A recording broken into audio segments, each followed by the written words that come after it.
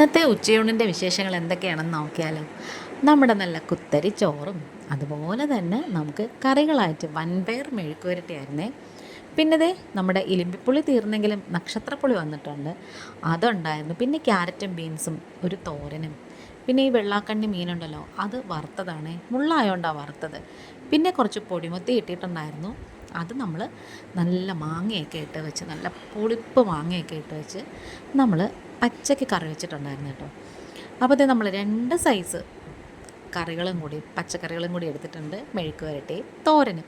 ഇനി ഇതേ നമ്മുടെ ആ മീനിനകത്തുള്ള മാങ്ങയില്ലേ, അതും കൂടി ഇതിനകത്തോട്ടിട്ട് നല്ല അടിപൊളിയായിട്ട് നമുക്ക് പുരട്ടി കഴിക്കാമേ. പുളിശ്ശേരി ഉണ്ട്, പക്ഷേ എനിക്കെന്തോ അതിനേക്കാളും ഇതാണ് ബെറ്റർ എന്ന് തോന്നി. പിന്നെ നമുക്ക് നക്ഷത്രപ്പുളി അച്ചാർ വേണം, പിന്നെ നമ്മുടെ വറുത്ത മീനുണ്ടല്ലോ അതും കൂടി എടുത്ത് വെച്ച് നന്നായിട്ട് കഴിക്കാമേ. അപ്പോൾ ഇന്നത്തെ ഊണ് കുശാലം.